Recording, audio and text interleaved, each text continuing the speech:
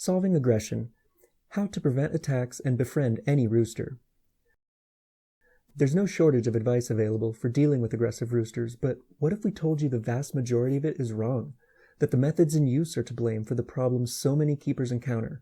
That like unicorns and dragons, bad roosters just don't exist? Remarkable results never come from following the beaten path. That was our philosophy when we set out on our journey into rooster keeping. We had just made the alarming discovery that 4 of the 6 chicks we had grown so attached to were male. Everywhere we turned, we found a consensus that aggression is just the nature of the beast when it comes to roosters, that even the sweetest cockerel will turn on his keeper once he matures, and that mean roos only get worse. Conflict was treated as unavoidable. We found plenty of information on how to be the boss, but when it came to preventing competition entirely, the silence was deafening. We weren't about to just give up on the relationship we had worked so hard to build, so we did something radical. We threw out the common guidance and set out to develop our own system from the ground up. What we've learned along the way has not only allowed us to raise 4 of the nicest roosters you could ever hope to meet, but has enabled us to help a great many other keepers do the same. I'm Sara. And I'm Jacob, and this is Maelstrom, Morgan, Daisy, and Ginger. And together, we're the founders of Roovolution, a nonprofit organization that provides resources, education, and support to keepers navigating rooster behavioral issues.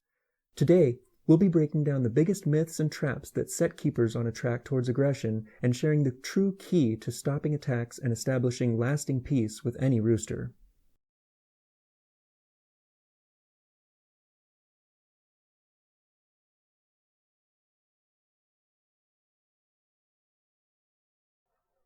Myth number 1, inherent aggression.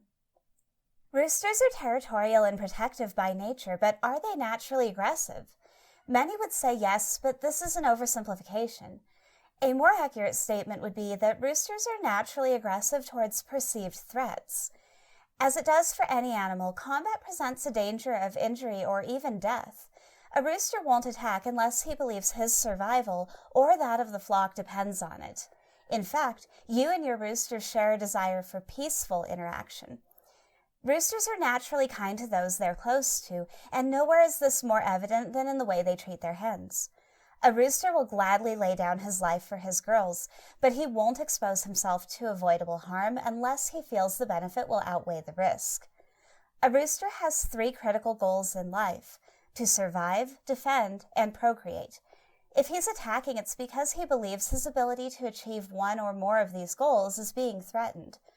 From a human perspective, attacks can seem to happen for no reason, but this is never the case. Attacks are always a sign that the rooster believes that level of force is necessary. Of course, his beliefs aren't always accurate, and a great many attacks are driven by confusion and misunderstanding. Various chores and interactions with the flock can easily be misinterpreted. Providing treats to the hens can be seen as an attempt to woo them. Picking them up for health checks can be misconstrued as an attack. Bad responses to innocent interactions aren't driven by a desire to be violent. They're a sign of a communication barrier, and this can be overcome with the right training. Roosters don't naturally dislike humans, but they are naturally unsure of our intentions.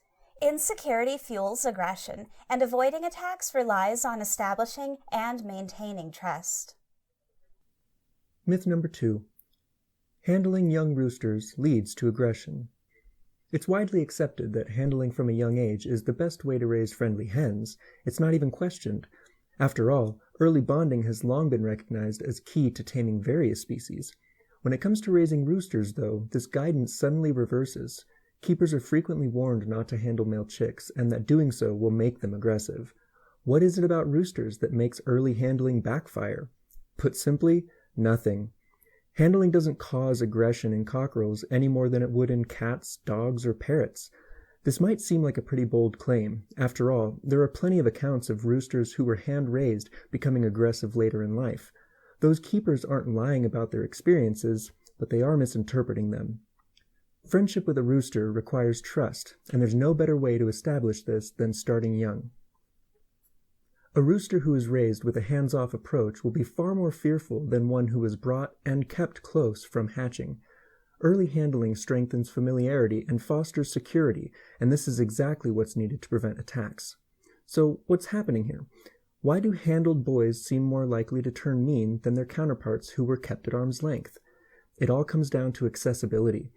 A rooster who's comfortable with his keeper will naturally spend more time in close proximity to them. He will not only interact with them more often, but will also be acting more in the same way he would towards a member of his flock. Bonding makes you an accepted part of the social group, and it's no secret that interaction within the flock, even when friendly, isn't always gentle. In other words, the likelihood of close interaction, both pleasant and unpleasant, increases.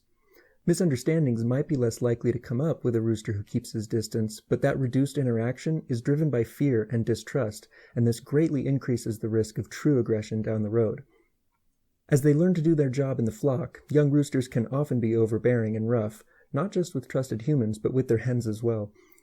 Keepers are more likely to be exposed to this with juveniles who are bonded, but it's temporary. What remains after that rocky patch is a deep trust, and this will provide a lasting safeguard against misunderstandings and aggression. With distant boys who aren't tame, the keeper might be spared some juvenile confusion, but the trade-off is a bird who views the keeper as a potential threat, and who will therefore be primed to react violently the moment any serious misunderstanding comes up. Rest assured, there will come a day when you are required to act in a way the flock could find frightening. Something as commonplace as having to secure a flock member for treatment can be taken badly by a rooster who is unsure of your intentions. Dealing with those minor early challenges is a small price to pay for a rooster who has confidence that he can trust you and is accepting of your involvement in the flock. Myth number 3, roosters turn mean at maturity. Most are aware that roosters go through puberty and that the hormone surge that accompanies this period is responsible for the sudden aggression that so many encounter.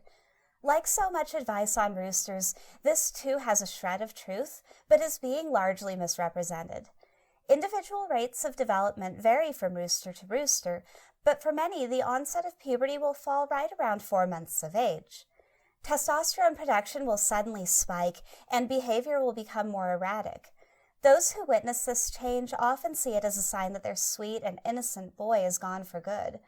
Adult hormone levels seem to have transformed him into a different bird, and it appears that this is who he will be moving forward. Many understandably take this change as a sign of failure, but it doesn't have to be anything more than a brief detour. This period is no more an indicator of adult temperament than it is for humans. Who we were as teenagers is radically different than who we are as adults, and thank heavens for that. For humans, puberty brings with it such an incredible change in behavior and thought processes that, decades ago, medical professionals considered classifying it as a mental illness. Though they didn't move forward, any parent can understand why the suggestion was made. Teenage children are expected to go off the rails for a time. We anticipate this and brace ourselves for that inevitable rough patch. At the same time, we understand it won't last and that they will stabilize and grow into sensible adults with the right support. This process is no different for roosters. The reactivity, heightened emotions, and unpredictable behavior they exhibit is the result of a temporary but significant instability. Not only is brain chemistry stacking the deck against them, but they're also blindsided by the realization that it falls to them to protect the flock. For roosters who have no adult flock members to guide them, this new job must be learned through trial and error. What follows is a period of frequent confusion, overreaction, and misguided responses. They will adjust to their new hormone levels, learn self-control, and settle back down, but this takes some time. It's no coincidence that spontaneous aggression is almost always reported for the first time around the 4 to 6 month of age mark. But in the vast majority of cases, what's being seen actually isn't aggressive at all. With no experience to draw from, adolescent roosters have little choice but to make their best guess about how to respond in various situations. They develop a sudden and intense drive to lead, mate, and protect, but have no framework to guide them. Boys in same-age flocks will struggle more with this than those who have adults present to learn from. When young roosters have no role models to look to for guidance, it falls to the keeper to help them learn what is and isn't correct behavior. Initially, their responses are going to be dialed to 100 for survival reasons. They simply can't afford to assume things are safe and be wrong. Overreactions aren't a mistake. they're a strategy that presents the best chance of survival. As they learn and gather data, they'll modify their responses accordingly. During this time, keepers often see attacks triggered by items and situations that never caused any upset before, and this can be particularly baffling. The best way to understand this is that they're going back to the drawing board and reevaluating things from their new, more mature perspective. As chicks, their concerns didn't extend beyond their immediate situation. In other words, responses were driven by whether they were being harmed or made uncomfortable in the moment. With maturity comes the awareness that hidden dangers and lurking threats can exist. Their scope broadens, and they recognize the need to evaluate things based on not just their immediate experience, but also on potential future danger. This is something they haven't done before, so various things wind up being tested for safety all over again. The outcome of each situation will guide their future response, and this makes it critical to take every misunderstanding and use it as an opportunity to reinforce safety. These responses aren't aggressive. They're driven by an experience and are an attempt to learn. Young roosters aren't sure of things yet. They're actively building a data set. Their adult behavior will be sculpted by their experiences during this stage of development, so it's critical not to send the wrong messages. If fear is conditioned, insecurity will develop and defensiveness will worsen. In all interactions, the goal should be to discourage competition and reinforce friendship and safety. With these new grown-up drives come new behaviors, such as the iconic shuffle dance and attempts to mount potential mates. Keepers witnessing these for the first time are often alarmed, particularly when the behavior is directed towards them, and this leads a great many to mistakenly label their roosters aggressive. The shuffle dance, in which a rooster will drop a wing and run quickly toward or around their target, is typically interpreted as either competitive or flirtatious, but the meanings behind this maneuver vary a great deal. At its core, it's a show of high energy and anticipation, similar to when a dog wags their tail. Like tail wagging, the type of excitement dancing indicates can be either positive or negative. It can be a show of frustration, eagerness to mate, an attempt to herd another flock member, or even a joyful greeting. The shuffle dance will sometimes precede an attack, but it doesn't announce it. All it signals is a sense that something urgently needs to be communicated. What comes next depends entirely on the response that's received. If a rooster tries to herd another male and the other bird responds respectfully by moving away, the interaction will typically end there. When a fight does break out, it's invariably because a message was ignored.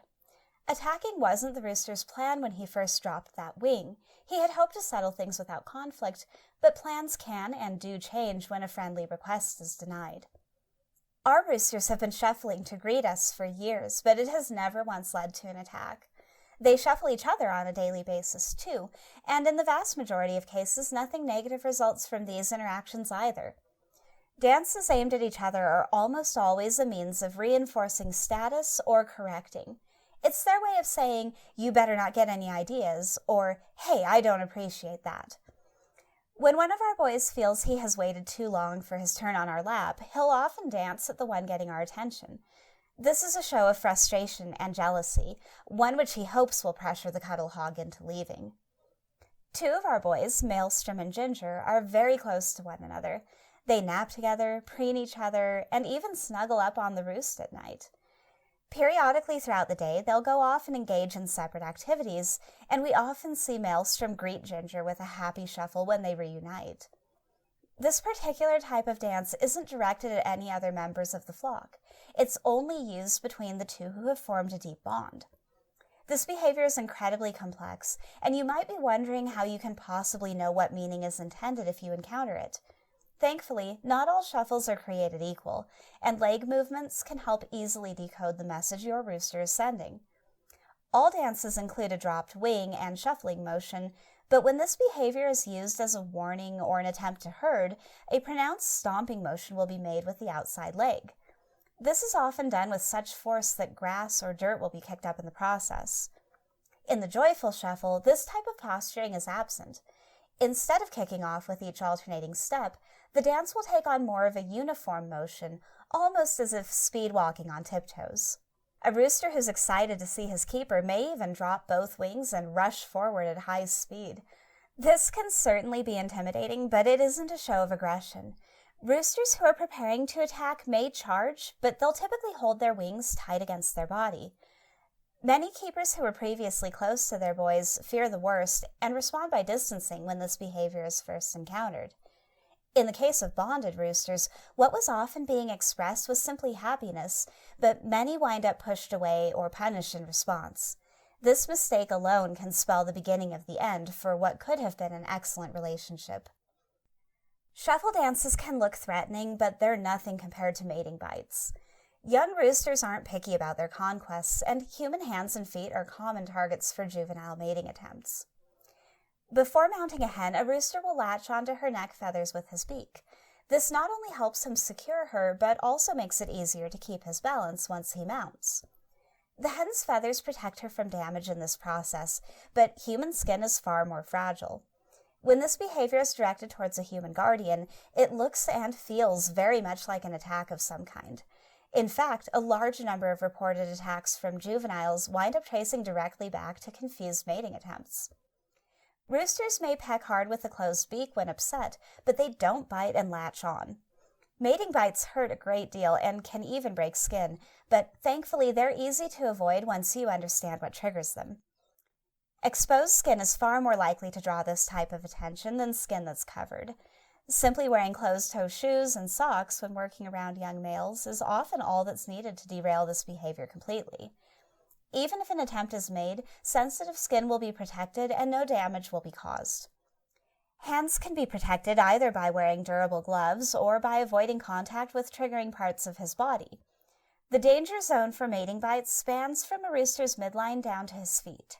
The region in front of his chest is more likely to trigger an attempt to mate than the area along his sides.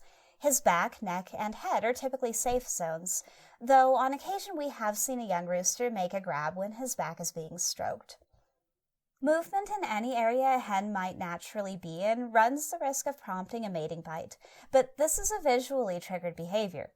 If you find that you must reach near your rooster's chest or feet, and he isn't fearful of being reached for, blocking his vision of that movement will prevent attempts to bite.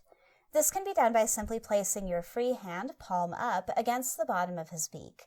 This creates a barrier between his eyes and the ground in front of him.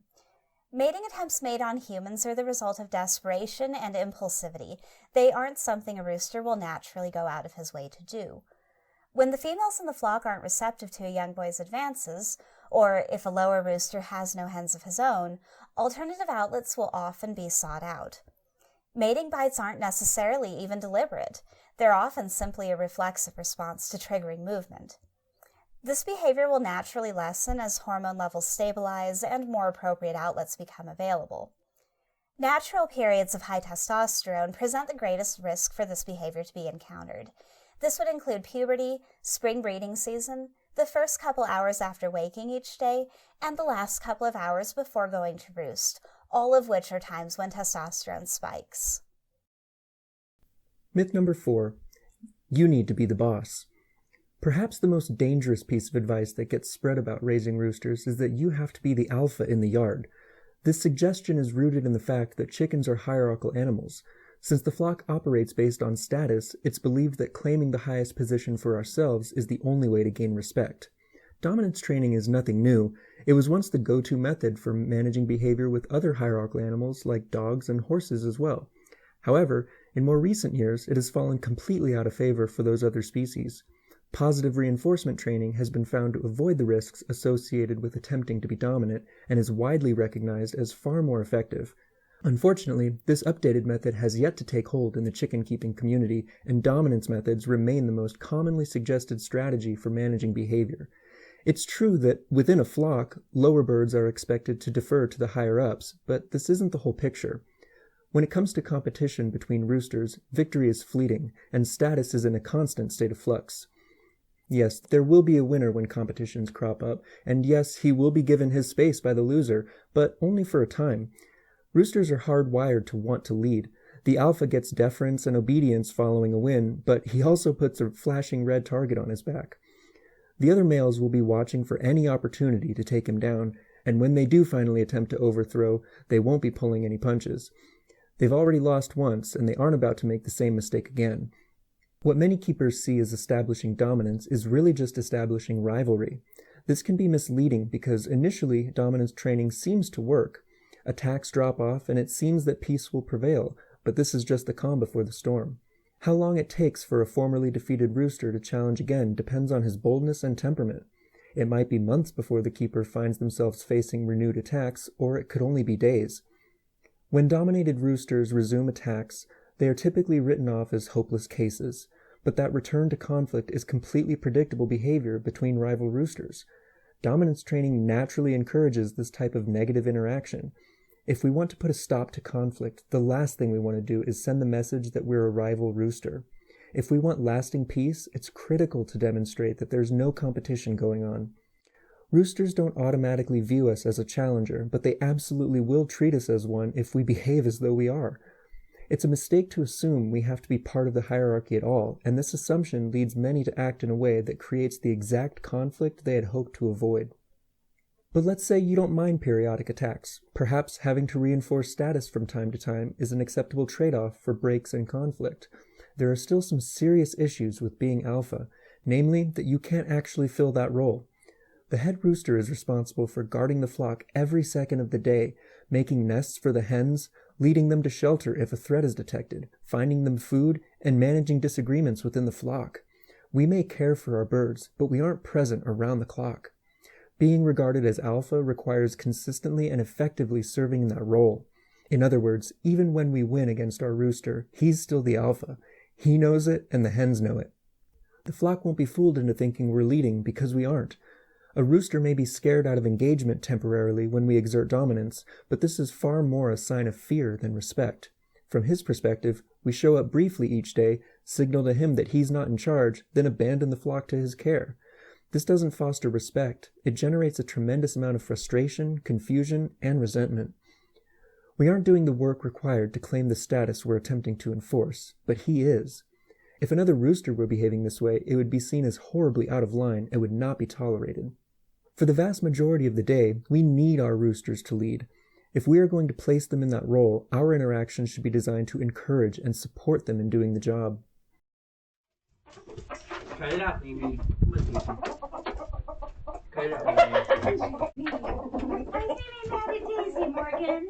Yeah, you did good. I saw. You did good. Good boy, Morgan. I did see. Dealing with bad behavior. So we've covered some common behaviors that mimic aggression and training methods that will invite it, but what should be done about attacks that are already happening? Quite a few methods for putting a stop to bad behavior get tossed around, but many popular ones are ineffective at best and damaging at worst. The majority rely on forced discomfort or intimidation, and as might be expected, these are notorious for making matters worse. Even some strategies that appear kind at first glance can present hidden dangers. For instance, holding a rooster on his back is often suggested as a way to subdue him. What isn't typically mentioned is that this calming effect is the result of oxygen deprivation. Chickens have no diaphragm to keep their organs in place, and their lungs are positioned along their spine. When held upside down or placed on their back, the weight of their organs rests directly on their lungs and restricts their ability to breathe. They become subdued in an attempt to conserve oxygen. To us, it looks as though they're at ease, but from their perspective, we've placed them in a potentially life-threatening situation. Methods like spraying or chasing come across as an attack and will destroy the trust that's needed to maintain friendship. Even forced holding can backfire when done to a rooster who's fearful of restraint and capture. These types of methods are best regarded as band-aids. They might stop the undesirable behavior in the moment, but they do nothing to solve the underlying problem, and in many cases, they worsen it. Responses to attacks must, first and foremost, demonstrate that there is no danger present. This is critical. Any response that generates fear will fuel further attacks and reactivity. Peace relies on security, so the primary goal in these situations is to convey safety. It's not uncommon for the reason for attacks not to be immediately obvious. Regardless, in order to get back on track, it will need to be identified. It's often necessary to fall back and carefully evaluate what happened leading up to bad interactions. No response is always better than the wrong response, so when the cause isn't clear, the safest option is to react as little as possible. Remember, roosters won't attack without cause. They're always communicating a concern or problem, and lasting solutions depend on addressing what actually triggered them. Frightening them more will never help, and neither will punishing them for being fearful. It's easy to feel like they're just being mean and respond aggressively ourselves, but this isn't productive. Their actions would make sense if we could see from their perspective, and it's always safe to assume they believe there's a real problem. Since we aren't always seeing what they're seeing, we sometimes have to troubleshoot through trial and error and refine our approach based on the outcome. Even so, what we try should always be designed to reassure and demonstrate safety. When considering our potential response, it's helpful to ask, how will this alleviate my rooster's concern? If the problem is that they're fearful of handling, capture and forced holding will clearly make this worse. A better option might be to make time each night to gently pet them once they're settled on the roost. This would allow them to see that contact doesn't lead to anything frightening and could be done without generating panic or undue stress. It can be helpful as well to evaluate potential responses in light of other species. Ask yourself if you would respond to a dog, cat, or even human toddler the same way. This isn't an inappropriate comparison. In fact, studies have found chickens to be even more intelligent than either cats or dogs and place them at least on par with a 4-year-old human. They're smart enough to recognize and react badly to mistreatment. We would never expect carrying a cat upside down by their legs to improve our relationship with them, yet that exact method is frequently advised to correct rooster behavior. It's no wonder good relationships are so elusive. To eliminate attacks, interactions must encourage friendship, but the vast majority of advice does just the opposite. Bad relationships between humans and roosters aren't a sign of any natural incompatibility. They're a red flag that the common approaches across the board need adjustment. You're so cute. Buddy. Come here. Come here. Come here. Come get a hug. Yeah, you. Come get a hug. Let him give you a kiss Good again. boy. No, that was enough. Unlocking friendship. Establishing a positive and trusting relationship with a rooster is surprisingly easy. We're actually all familiar with the process and what goes into it already. Bonding with roosters relies on the exact same things that foster friendship in any species, even our own. Reliability, consideration, empathy, support, and involvement are all critical components to any healthy relationship. That said, it's important to show these in a way that our roosters can understand. There is a communication barrier to contend with, and to overcome it, we have to learn to see our actions through our rooster's eyes. It's tempting to evaluate behavior and interaction through a human lens, but chickens see and engage with the world around them very differently than we do. We have to stop classifying things based on what it would mean if we did the same thing. Our flocks have their own culture, complete with their own social etiquette, code of conduct, rituals, and perspectives. These may differ from our own, but that doesn't necessarily make them bad or wrong. It can be helpful to treat time with the flock the same way we would treat a visit to another country. Rather than judging differences, we should approach them with respect and seek to understand them. Through observation, we can not only learn to decode subtle behaviors and interactions within the flock, but also how to adjust our own actions to improve communication. Disrupting natural activities and patterns, especially in an attempt to force human conventions, will be met with resistance and defensiveness. Learning to facilitate and support their social structure will make everything go more smoothly. So as much as possible, we want to adapt to our flock rather than expect them to adapt to us. This might sound backwards, but it really is the most rational way to approach things. We have a much broader perspective and understanding, and are far more capable of stepping outside of our norm than they are. This alone is an incredibly powerful way to foster trust and ensure the flock feels at ease around us. If we had to share only one secret to our success with our boys, it would be that we've always endeavored to put their comfort and preferences before our own. As a result, they have never had any reason to worry that their needs won't be prioritized, and they have no doubts about whether we are their ally. Mindset and perspective really are key to bonding, but there are other actions that can be taken to help keep trust strong as well. Minimizing stressful situations, developing a routine, and limiting change are all excellent ways to strengthen security. Roosters who know what to expect from day to day will be much more receptive to friendly interaction. If their environment is unpredictable, they will naturally be more on edge. If possible, stick to the same daily schedule for social time and flock-related chores. Knowing when to expect you will help your rooster feel prepared.